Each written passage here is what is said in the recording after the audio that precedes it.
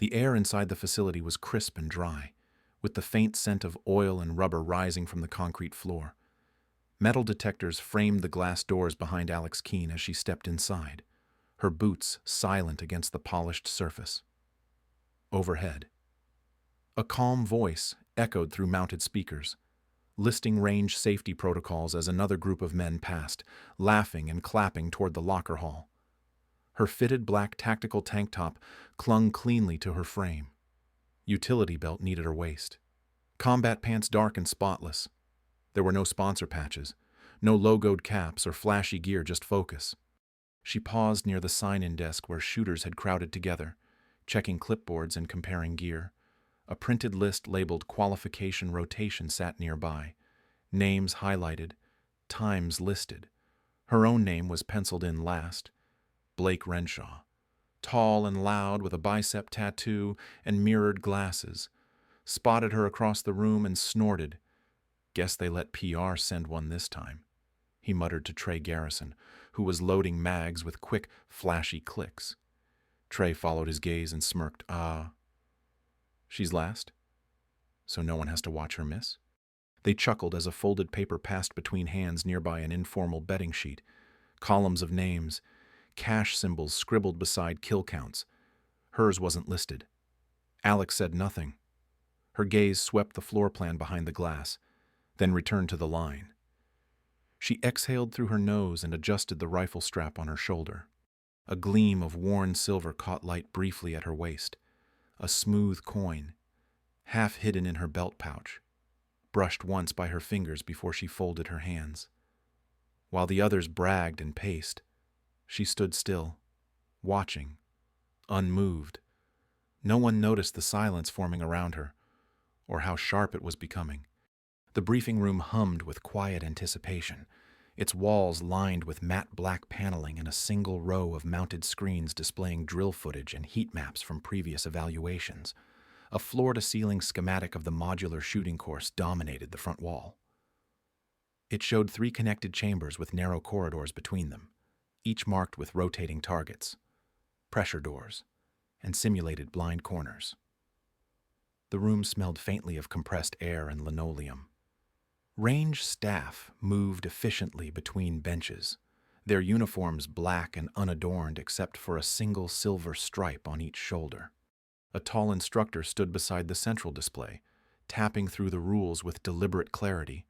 You'll have 60 seconds from the first beep, 12 rounds maximum, no reloading. Eliminate only red-marked silhouettes. Do not hit any green-labeled VIP targets. Each chamber has variable lighting and randomized target timing. Movement must remain controlled. Any breach of muzzle control, safety protocol, or misfire ends your run. Blake Renshaw leaned back in his chair with a bored expression, arms folded behind his head. 12 rounds. What are we? Playing airsoft. Trey Garrison grinned beside him, fiddling with his tactical gloves, the knuckles reinforced and shiny under the lights. I'll finish in 30. Give me the extra time to sign autographs. They weren't alone. A dozen other men filled the seats, most of them in branded gear or tight-fitting fatigues, boots that clomped noisily whenever someone adjusted position. Several had brought their own rifles, custom builds with extended handguards, red dot optics, and offset irons. They discussed their setups like car engines, trading specs and trigger weights while ignoring the posted drill outline glowing quietly beside them. Alex Keene sat at the end of the row, alone. Her rifle remained unslung, resting upright against her leg. She hadn't spoken once since entering. Her eyes moved steadily from the screen to the printed rules on the wall, her fingers resting lightly against the grip. Not wrapped, just balanced. No one addressed her. A few shooters glanced her way now and then, but their attention drifted quickly. Her silence didn't fit the noise around her. Beyond the briefing room, the main shooting lane stood prepped and silent. The facility's modular layout used plywood walls reinforced with steel joints to form temporary kill houses. Each room could be reconfigured in minutes, its doorways shifted, lighting adjusted, and Targets moved on interior tracks. Paper silhouettes were mounted on upright sliders, hostile targets edged in red, VIPs marked in bold green. Behind bulletproof glass, range staff monitored target data, frame timing, and hit detection. Dev Jain sat in the control booth, a quiet technician in a brown sweater with faint graphite smudges on his fingertips. He scanned the shooter roster on his terminal, cross-checking names with archived performance data. When his eyes landed on Keen, he paused. The name rang faintly, but he said nothing. One window on his screen showed the drill's scoring algorithm, an older system based on modular hit detection, clean transitions, and time-weighted scoring. He frowned briefly, then looked back at the line. She hadn't moved since arrival. Blake was first. He stepped onto the range with exaggerated confidence, tossing his rifle strap and cracking his neck theatrically. The LED timer above the door blinked red. "Shooter ready," a voice called over the loudspeaker. Blake gave a thumbs up. A tone sounded. The door swung open, and he charged in. The first room lit immediately. 2 targets appearing on opposite sides. Blake fired fast 3 rounds in under 2 seconds. One target fell, the other spun. A green indicator flashed briefly, then dimmed. He moved on. The second chamber took longer to reveal. A target popped from behind a false wall, and Blake swung too wide, clipping the side frame with his muzzle. The system buzzed. Dev's screen pulsed red. In the final room, he hesitated. 2 silhouettes emerged together. One red, one green. He fired twice and hit both. The drill ended early. The buzzer screamed and the lights returned to neutral. Shooter disqualified. The speaker announced. Back in the room, Blake tossed his gloves on the bench. Too twitchy. He muttered, "Frame's glitchy." That second chamber lagged. Trey clapped him on the back. "Next time, try aiming." Trey went next. His draw was clean, his stance sharp, but his pacing was wrong.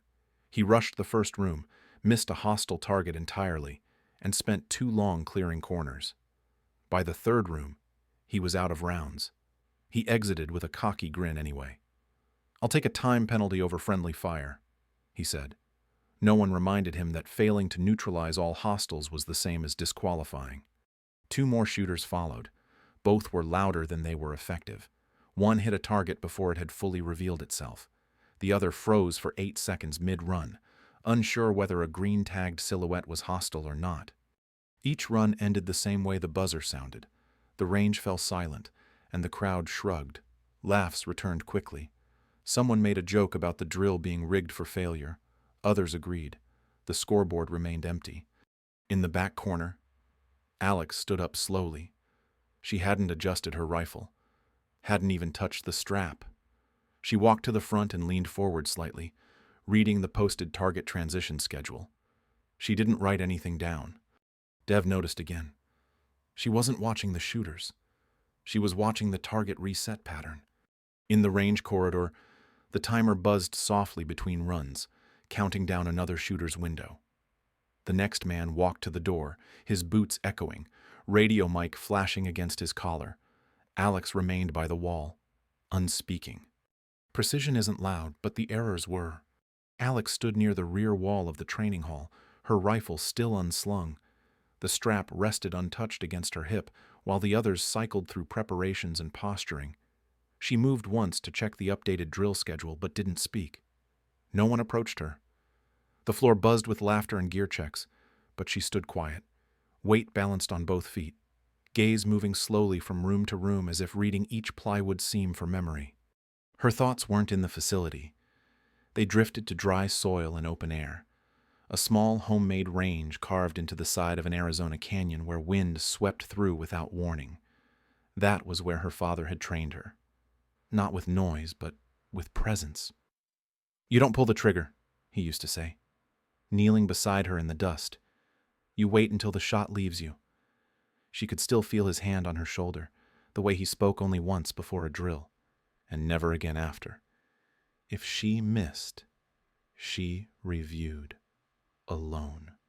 She remembered laying prone on cracked limestone, squinting down a battered optic as the sun dropped low, and her father waited behind her.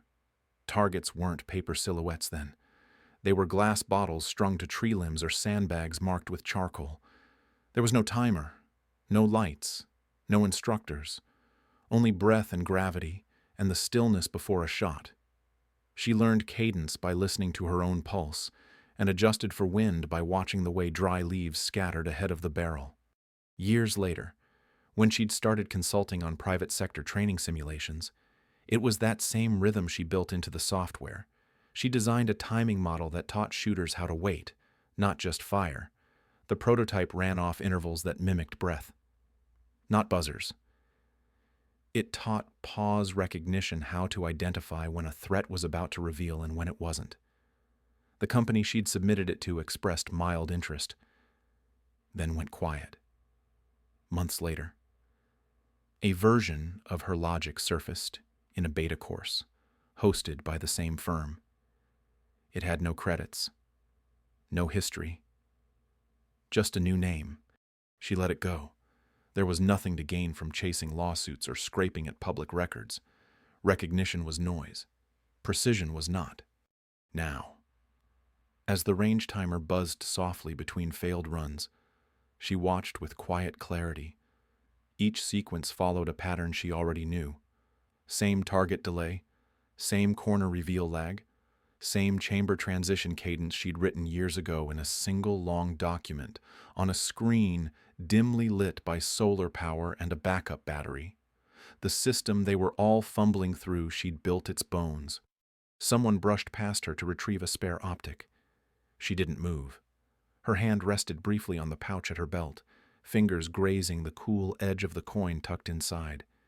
It was old, slightly worn. The surface rubbed smooth from years of handling. Her father had given it to her when she hit her first 5 shots in a row, dead center from 300 yards. He didn't say good job. He just handed her the coin and said, "Now it's yours to keep quiet." Near the entrance to the range, mounted beside a cooling unit and half covered by a clipboard rack, was a tarnished bronze plaque from the beta phase of the facility. Her name was there, half visible in the lower right corner, a footnote among testers, a keen Dev 07 etched in the metal. No one in the room had seen it. She didn't look at it now. She already knew it was there. The drills continued. One shooter cursed as he failed to clear a chamber. Another complained his optic hadn't zeroed properly. The crowd muttered excuses, but she only watched the timing. She counted silently, marking each sequence. 3 seconds. 2. 1.5. Exactly the calibration she'd once proposed. She didn't need to pass this test. She wasn't here to be ranked or filmed. She wanted to know whether any of them could see what they were actually using, whether they understood the space they moved through. So far, the answer was clear. Alex Keene stood quiet, breathing evenly, surrounded by noise that thought it was power. But her silence held something none of them had recognized yet. Origin. The failures began to stack. One shooter slammed the side of his rifle against the wall as he exited, swearing under his breath about faulty trigger pull. Another spun too fast during his transition and clipped a plywood corner with his barrel. The system's proximity sensor lit red, ending his run mid-course. One man hesitated for a full 4 seconds on the final chamber, uncertain whether the silhouette edging into view was marked red or green. He fired too late, missed, and expired the clock. No one passed. Not one name made the board. Instructor Kurt Mallon stood stiffly near the scoring desk, arms folded across his chest. His clean-shaven jaw was tight, a small muscle ticking near his temple each time the buzzer ended early. He didn't yell. He didn't need to. The kind of authority he carried was old, quiet, and visible only in how still he remained while everyone else fidgeted. Across the observation glass, Dev Jane kept scanning the system log. A secondary monitor showed drill statistics entries, failures, round counts, and penalties. A flag appeared again beside the most recent run, 0 VIP compliance. Dev leaned toward the other technician, a young man in a slate polo who had been laughing earlier. "That's 7 straight disqualifications," Dev murmured, "and not one perfect entry all week." The other tech frowned and sat back. "It's the target recognition. They keep guessing." Dev said nothing. He just watched. Back on the floor, Blake Renshaw spun a spare magazine in his fingers and leaned sideways in his chair, stretching his legs. "She's still here?" he asked, nodding toward the rear wall. Alex stood near a mounted diagram, arms loosely folded, gaze quiet. She hadn't spoken since check-in. Trey followed Blake's glance. "Maybe she's just a mannequin." Blake chuckled. "Nah. She's going last. Probably gonna fumble the safety and shoot the wall." Laughter rippled through the group. One more shooter stepped up. He was methodical, older, clearly practiced. His transitions were cleaner. He didn't overshoot corners or burn extra rounds, but on the final target, his muzzle dipped for half a second too early and caught the edge of a green silhouette. The range lights dimmed. Penalty trigger VIP compromised. The loudspeaker declared. The room shifted. Jokes were getting thinner.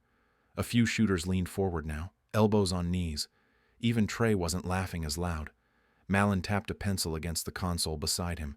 His voice cut through. "That's 11 failed attempts. One more before reset." A moment later, the board blinked. A keen. The name glowed white against the dark background, clean and centered.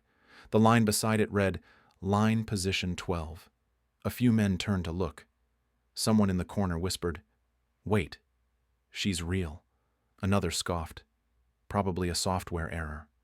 But no one laughed when Alex stepped forward. The sound of her boots across the concrete was soft, deliberate, strangely sharp against the layered noise that had filled the room for hours. Every click, every footstep seemed louder than it should have been. Even Malin's gaze tracked her now. Unreadable. The chatter behind her faded, not by command, but by effect. She stopped at the mark and faced the inner door. The chamber light glowed dim orange. Her rifle, still unmodified, showed no attachments, no custom grip, no high-speed optic, just clean matte black, factory standard. She adjusted the sling once, letting it fall naturally across her shoulder. Then, with slow precision, she thumbed the safety, checked the chamber, and reset her grip. A technician behind the glass leaned closer to the monitor, watching her vitals through the biometric pad in the floor. Her pulse was low, steady, breathing rate even, no spike. The air in the training hall felt heavier now, not tense from anticipation, but from the quiet. The kind of quiet that made the other shooters uncertain what they were feeling. Blake tried to mutter something, but the words stayed in his mouth. Trey's gaze stayed fixed on her back. She never turned around, never looked at them. Her eyes stayed on the door. Inside the booth, Dev slid the sound dampeners off his headset and leaned toward the mic. "Shooter is live." The light above the door shifted from orange to red. "Shooter, prepare," Malin said. Alex exhaled slowly and took one step forward. For a moment, no one moved. All the noise from before the laughter, the mockery, the competitive ego had drained out of the room like water down a smooth basin. In its place stood a silence they didn't understand. Not empty, just still. Behind her, the screen kept her name glowing. No one remembered what the last joke was. The light turned green. A single, clear buzzer broke the silence, and Alex moved. Her first step was smooth, deliberate. The training facility's entry door clicked open as she crossed the threshold into the first chamber. The plywood walls framed a narrow rectangle lined with black mats and scuff marks from dozens of failed runs. She paused, just inside, adjusting her rifle against her shoulder. Her fingers, already positioned, moved only to tighten her grip. No sound followed, just a held breath and the faint creak of her boot sole pivoting left. A red-marked target snapped up from behind a corner partition. She did not flinch. Her rifle tracked before the motion completed, the shot landing with a dry, flat crack. Paper tore. The target recoiled and disappeared. She didn't move. Another target popped on the right wall, angled lower. She waited. It rocked forward once, then again. Not hostile. It dropped back. She turned and advanced. The second chamber door swung inward. She crossed into a longer space, 2 sets of doorways creating a false hallway. Her footfalls stayed controlled, even through the observation glass. The motion looked weightless, deliberate, and calm. She entered the left opening and paused just past the corner. 2 targets fired out simultaneously. Red. Close. She stepped forward 1 pace and fired twice. The shots echoed off plywood. No double tap, no wasted movement. The targets dropped. Behind the glass, Dev Jane leaned closer to the screen, his hand covering his mouth. Her vitals hadn't changed. Pulse steady. Respiration lower than expected. The instructor next to him, silent all morning, murmured, "She's not reacting to anything." In the third chamber, lighting dropped to simulate low visibility. Alex adjusted her position instinctively, sweeping with her muzzle while keeping her profile narrow. A green-marked silhouette rolled forward and paused. No threat. A red popped behind it, offset and higher. She waited until the green reset, then fired once. Clean strike. No hurrying, no pausing to celebrate. She advanced through the hall. At the final section, only 37 seconds had passed. The last space was tighter, more cluttered. The room had shelving units and partial dividers, scattered to force hesitation. She stepped sideways into a lean, adjusting elevation. Nothing moved. Then the final target appeared. It emerged slower than the others, its track slightly damaged. Its path twitched, simulating erratic motion. It wore both red and green, indicating a potential VIP shield situation. Behind the glass, staff tensed. The range design was meant to test hesitation. Anyone too fast might fire blindly. Anyone too slow would miss the window. Alex didn't move. She waited, watching the pattern. The silhouette lurched forward and twisted left just like a glitch. She took 1 small breath, let it out, and pressed the trigger. The paper tore directly through the red zone. The frame jolted and shut down. She did not exhale until the system powered down. The lights above the chamber returned to neutral white. The final buzzer sounded. A flat, clear tone. Run complete. Time recorded 49.3 seconds. 12 rounds available, 7 used, 0 penalties. Alex stepped back through the threshold, lowering her rifle slightly but keeping her finger outside the guard. Her walk to the prep line was unhurried. She passed the glass window. For a moment, her reflection appeared in it. Dark hair tied back, eyes calm. The outline of her figure mirrored beside rows of stunned men. She paused beside the marking square, reset her safety, flipped the strap, waited. No one said a word. Behind the glass, the monitor showed her target review. Every red silhouette neutralized, every green untouched. Hit confirmation 100%, transition timing flawless, breath cycle consistency mapped to below a 3% variance. Kurt Mallon, the lead instructor, stared at the result. The other shooters, Blake, Trey, the rest didn't laugh. They didn't speak. One reached for a water bottle and missed the cap. Another looked down at his rifle like it no longer made sense. The scoreboard updated. Top rank Alex Keene, status cleared, final score 100.0. Alex didn't watch the screen. She didn't wait for the next announcement. She walked back to the rear of the room, just as quiet as when she'd arrived. No smile, no stare, no acknowledgement. She passed the same worn floor tile near the door where someone had dropped a mag earlier in the day. Her boot barely touched it. The sound was softer than a breath.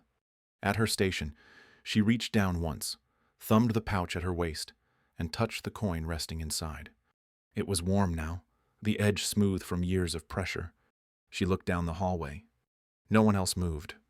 In the control booth, the footage played on repeat. Slow-motion breakdowns of Alex Keene's run cycled across the main display. No wasted motion, no hesitation. Every decision made with clarity. The playback revealed the precision of her pauses, the micro-corrections in her stance, the way her eyes tracked targets before they moved.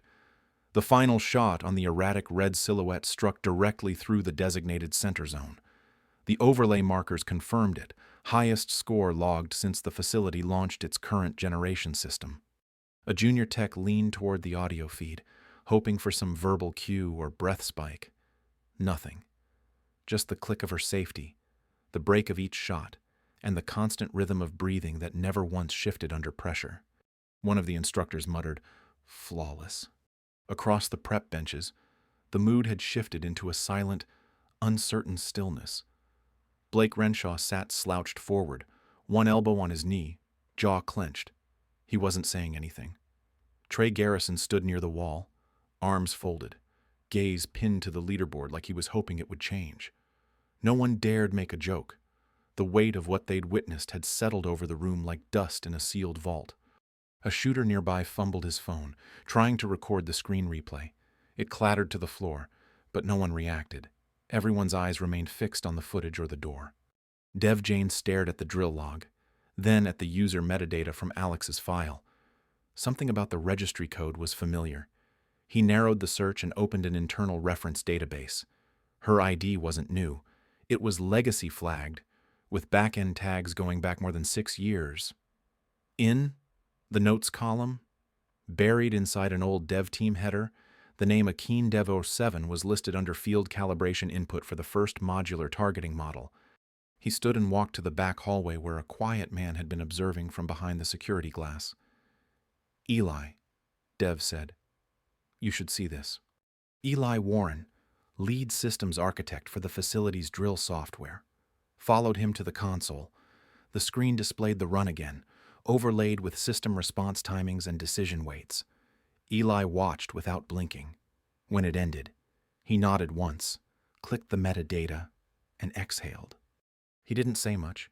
He didn't need to. Moments later, the observation door opened, and Eli stepped into the hall. The shooters turned. The instructors turned. Even Kurt Mallon shifted as Eli crossed the floor, his shoes silent against the concrete.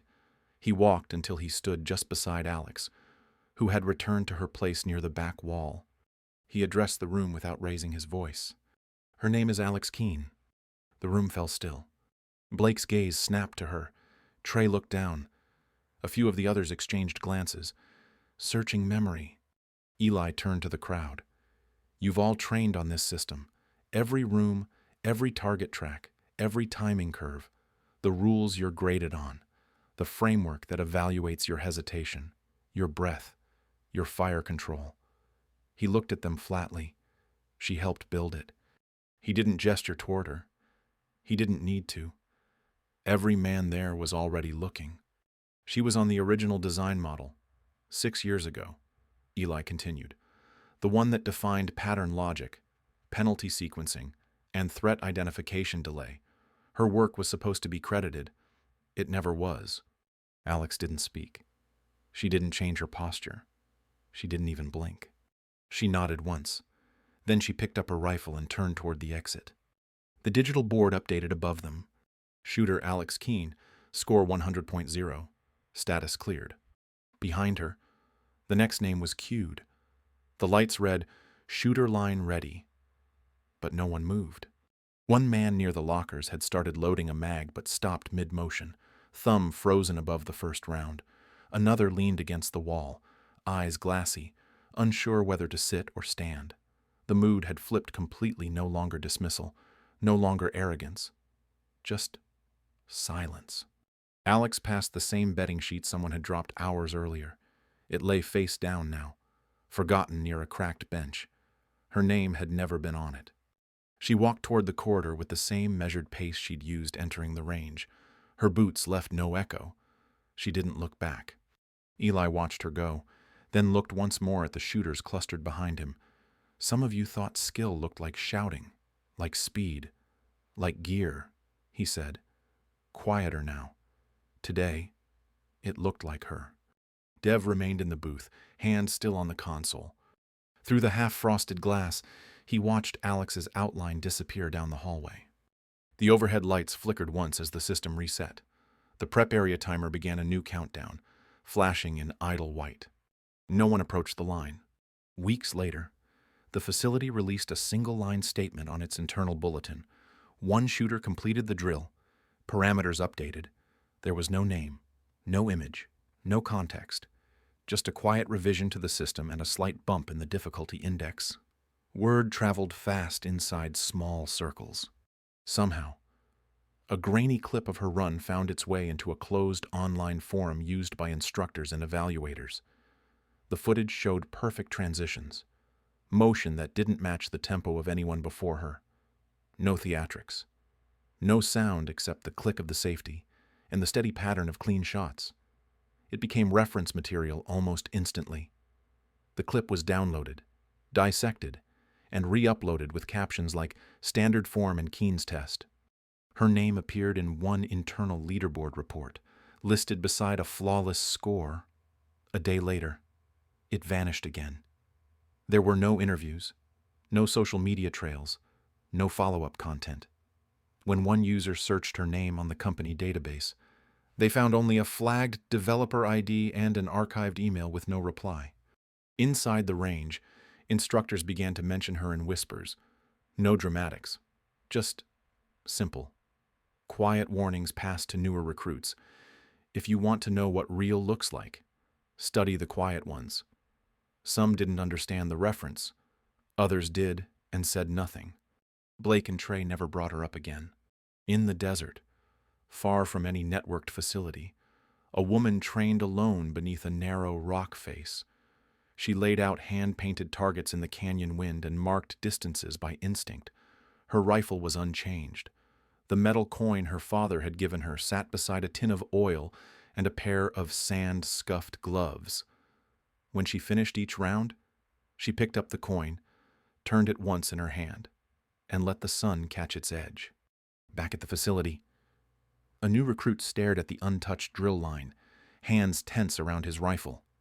He turned to his instructor and asked, "Has anyone ever passed this?" The instructor looked once at the screen, then said, "Once." He didn't say her name. He didn't have to. She didn't raise her voice. She didn't ask to be seen. But Alex Keen walked into a room that dismissed her and left behind a silence no one could ignore. In a world full of noise and ego, her strength was stillness. Her skill didn't need approval. Her legacy didn't need a spotlight. What she left behind was a new standard, one defined not by recognition, but by precision, patience, and quiet confidence. Her story is a reminder that you don't have to speak the loudest to be the most powerful. You don't need to prove anything to anyone but yourself. If this story made you pause, think, or feel something real, we invite you to share your thoughts in the comments. And if you believe in quiet strength, follow for more stories that honor those who let their actions speak.